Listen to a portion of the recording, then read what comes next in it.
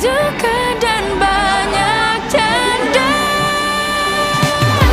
Kisah seru di sekolah, ada cinta, ada cinta, ada duka dan banyak canda. Serunya belajar di sekolah, serunya kita pupuk harapan. Untuk cerahnya masa depan yang cerah.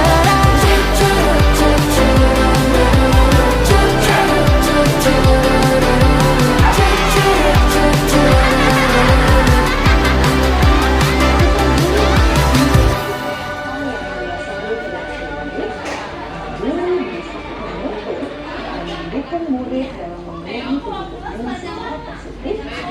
Pada hakikatnya, guru tersebut tidaklah seorang petani sedang berusaha untuk memenuhi kebutuhan masing-masing. Dia berusaha memenuhi kebutuhan tanaman tersebut berupa tubuh yang subur dan sehat. Dr. William Glasser, seorang psikiater dari Amerika Serikat, menyatakan bahwa seluruh tindakan manusia memiliki tujuan tertentu, yaitu memenuhi kebutuhan dasar. Ketika kelima kebutuhan dasar telah terpenuhi sesuai murid tumbuh dengan seimbang dan cepat.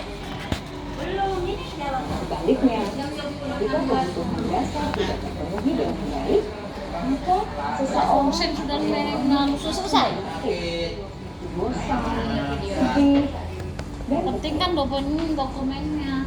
Aku sudah masuk foto kan Sudah, Bu. mereka dapat melakukan perbuatan yang bertentangan. Selamat pagi, salam sejahtera. Apa kabar Bapak Ibu guru? Semoga sehat semua. Hari ini saya akan menyampaikan tentang diseminasi budaya positif. Yang pertama yang akan saya sampaikan adalah segitiga restitusi. Segitiga restitusi di sini ada video yang akan saya sampaikan. Namun terlebih dahulu, tujuan dari aksi diseminasi ini adalah untuk mengimplementasikan konsep-konsep inti dalam modul budaya positif di lingkungan kelas, kemudian membagikan pemahaman dan pengalaman saya selama saya menjalankan tugas sebagai calon guru penggerak. Izin untuk memutarkan videonya tentang segitiga restitusi. Kesalahan adalah bagian dari proses pembelajaran. Silakan disimak Bapak Ibu guru. Ini tentang penerapan segitiga restitusi. Salam dan bahagia Ibu dan Bapak guru hebat. Pada video kali ini kita akan membahas tentang salah satu program disiplin positif yang diterapkan di lingkungan sekolah yang dikenal dengan nama restitusi.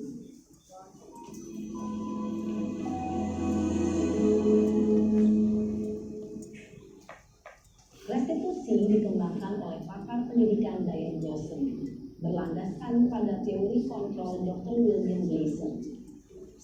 Segitiga restitusi adalah suatu proses dialog yang dijalankan oleh guru atau orang tua agar dapat menghasilkan murid yang mandiri dan bertanggung jawab. Pada saat guru di posisi manajer, aspek yang dikembangkan pada murid adalah motivasi inklusif, sehingga penanaman nilai-nilai kebajikan dapat tumbuh dan berkembang menjadi suatu kebiasaan positif yang akhirnya membentuk karakter diri. Proses dialog ini terdiri dari 3 langkah yang digambarkan pada ketiga sisi pada segitiga restitusi. Sisi pertama adalah menstabilkan identitas. Sisi yang kedua adalah validasi tindakan yang salah. Saya hanya menampilkan salah satu dari kasus dan bagaimana kita menerapkan segitiga restitusi, di mana ini ada kaitannya dengan 5 kontrol fungsi kita sebagai seorang guru.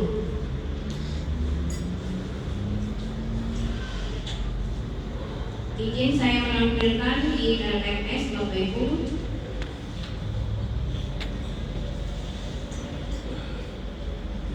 Peran kita sebagai guru yang pertama adalah sebagai manajer.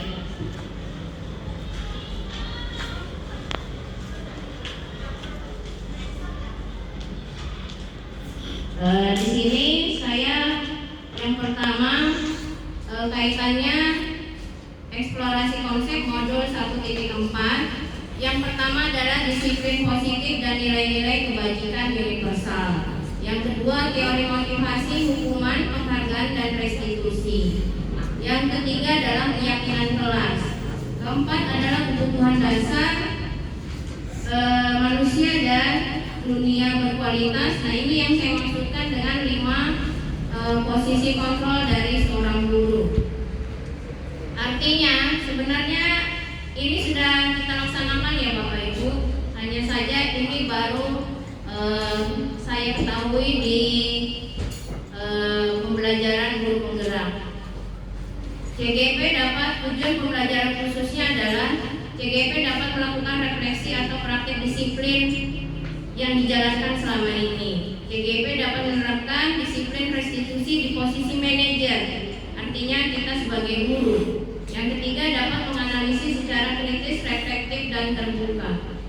Jadi di sini perannya kita sebagai pendidik adalah membuat keyakinan kelas Bapak Ibu. Mungkin ada yang bertanya, apa perbedaan antara keyakinan kelas dan kesepakatan kelas? Kalau kesepakatan itu yang didiskusikan dan mengambil suatu keputusan bersama. Tapi kalau yang namanya keyakinan, artinya apa yang diyakini dalam satu kelas sebagai budaya positif. Saya beri contoh, misalnya sebelum pembelajaran dimulai, ambil sampah terlebih dahulu. Misalnya Lisa, lihat sampah, ambil, seperti itu. Di sini ada pertanyaan pemantik Bapak Ibu. Yang pertama adalah Lisa dan Hana dipanggil masuk ke ruangan Ibu Dewi, Kepala Sekolah SMA Makmur. Ibu Dewi baru saja mendapatkan pengaduan dari Bunda Lisa bahwa Hana menggunakan kata-kata kasar dan merendah-rendahkan Lisa di sosial media. Anto jarang sekali hadir di pembelajaran jarak jauh. Pada saat hadir, Anto seringkali menggunakan kata-kata kasar di kolom chat. Bila Anda seorang kepala sekolah, disiplin apa yang Anda lakukan untuk kasus Hana dan kasus Anto? Mengapa? Silakan Bapak Ibu, mungkin ada yang memberi masukan untuk murid yang berkata kasar. Mungkin dari Ibu Romuna, satu saja Bu, untuk penerapan disiplin yang untuk murid yang berkata kasar. Jadi mungkin kalau kita menemui siswa berkata kasar, satu yang kita lakukan biasanya menegur dahulu. Selanjutnya bisa mungkin kesepakatan di kelas, membuat juga bisa kalau diperbolehkan. Yang pertama pasti kita tegur dulu, jangan sampai mengulangi lagi. Mungkin itu saja. Ya, terima kasih. Mungkin ada yang mau menambahkan? Bu Rifa? Sedikit Bu, untuk yang siswa berkata kasar. Ya, untuk menghadapi siswa yang berkata kasar, kita bisa melakukan pendekatan yang lebih persuasif. Saya rasa seperti itu. Jadi kita bawa bicara dari hati ke hati, yang mana itu. Misalkan kita kenalkan, kalau saya berkata kasar kepada kamu, misalkan, apakah kamu bisa menerimanya? Seperti itu. Kalau dia tidak bisa menerimanya, berarti orang lain juga tidak bisa menerima. Nah, itu bisa kita tekankan pada anak-anak bahwa apapun yang kita lakukan itu akan kembali ke kita. Kalau kita nggak mau dilakukan seperti itu, maka jangan lakukan pada orang lain. Saya rasa kita bisa memberikan pengertian seperti itu pada anak-anak. Terima kasih Ibu Romana dan dan Ibu Rima. Jadi Bapak Ibu, sebenarnya penerapan segitiga restitusi ini sudah sering kita lakukan di kegiatan kita sehari-hari. Cuma bahasanya saja yang mungkin baru kita dapatkan. Ini saya ada beberapa kasus. Nah, ini konsep inti kasus pada modul budaya positif. Di sini saya mengambil kasus 1 bahwa dia menempel stiker di seluruh wajahnya. Kemudian ini adalah langkah restitusi yang pertama saya lakukan. Yang pertama adalah menanyakan tindakan. Kata atau kalimat yang saya lakukan adalah saya menanyakan keyakinan. Kira-kira di sekolah kenapa ibu panggil seperti itu? Apa kamu merasa bahwa tindakanmu salah? Nah, di sini datanya. Ayo di sekolah jangan mengganggu teman dengan wajahmu yang penuh stiker itu. Kerjakan tugasmu. Nanti ibu yang dimarahin kepala sekolah. Tolong ibu dibantu ya. Nah, di sini posisi kontrol saya adalah membuat orang merasa bersalah karena saya menggunakan kalimat untuk menarik simpati dari Rizkula. Mungkin demikian saja Bapak Ibu, silakan yang ada jam kami persilakan untuk masuk.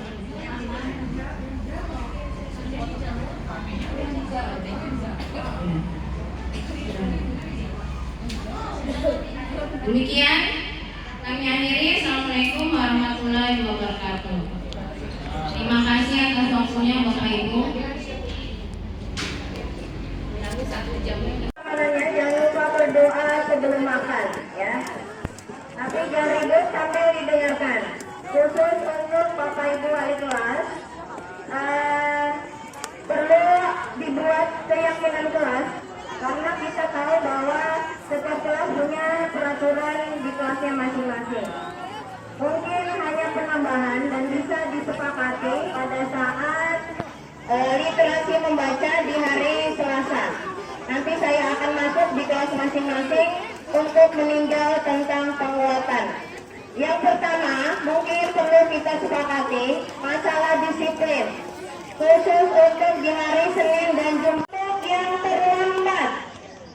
Murid yang terlambat akan ibu masukkan sebagai tim kebersihan. Jadi kalau sudah sering terlambat, maka setiap Senin dan Jumat akan membersihkan lingkungan sekitar sekolah. Sepakat? Jadi ini adalah sebagai bentuk konsekuensi. Kalau terlambat setiap Senin dan Jumat atau setiap hari, maka akan ibu bentuk menjadi tim kebersihan karena mendukung kegiatan sekolah kita, yaitu Adiwiyata. Yang kedua, Lisa.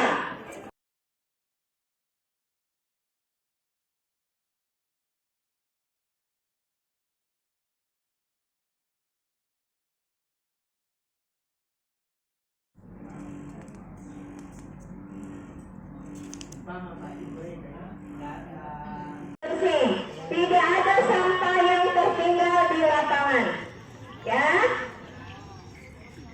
Kemudian saat menuju ke kelas, Lisa lihat sampah itu perhatikan, ini ada yang menyimak dengan seksama karena dia tidak membawa sarapan. Bapak Ibu wali kelas bisa mendata muridnya yang hari ini tidak bekerja sama dengan baik tentang kegiatan sekolah, mungkin bisa disampaikan melalui paguyuban kelasnya. Jadi didata yang tidak membawa buku dan tidak membawa sarapan sehat. Teman-temannya juga di sebelahnya tidak ada yang menawari, kasihan ini. Maka temannya makan sendiri, dia diam aja melihat. Ya. Jadi ibaratkan 5 menit sebelum pembelajaran, Bapak Ibu yang masuk di jam pertama. Yang kedua, wajib membawa tumbler. Wajib membawa tumbler. Ibu ulangi, wajib membawa tumbler. Ibu sudah menghimbau kepada pengurus kantin dan baik dalam bentuk fisik maupun psikis. Setuju? Ya, sepakat. Tidak ada pembulian baik berbentuk fisik dan psikis di lingkungan sekolah. Yang kelima adalah bijak bermedia sosial. Ibu harapkan tidak ada bahasa yang keluar di lingkungan sekolah yang tidak mengandung fakta atau menyebarkan hoax. Bisa dimengerti? Ya. Jadi kalau ada murid yang tidak senang dengan salah satu guru di sekolah, jangan curhatnya melalui media sosial. Bisa dimengerti? Ya, jangan mengadu domba antara guru dengan orang tua. Itu tidak suka. Kalau ada masalah segera ke wali kelas atau langsung ke ruang BK. Sepakat? Yang keenam, yang terakhir, menjaga lingkungan sekolah yang aman, ramah anak, dan nyaman. Bisa dimengerti? Ya, jadi ada 6 poin yang akan Ibu sampaikan. Silakan nanti di hari Selasa pada saat jam literasi disepakati di kelasnya masing-masing dipandu oleh wali kelasnya. Boleh ditambah atau dikurang redaksinya dari 6 poin utama keyakinan kelas yang Ibu sampaikan.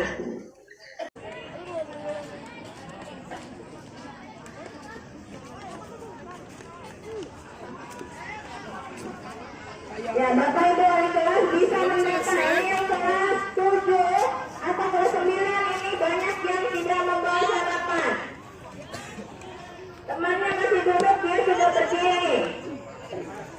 Mami Salwa, Mami Alia. Jadi sudah kenyang, boleh ya? Boleh. Yang penting bawa sarapannya dari rumah. Bu, saya sudah terbiasa sarapan sakit perut. Boleh.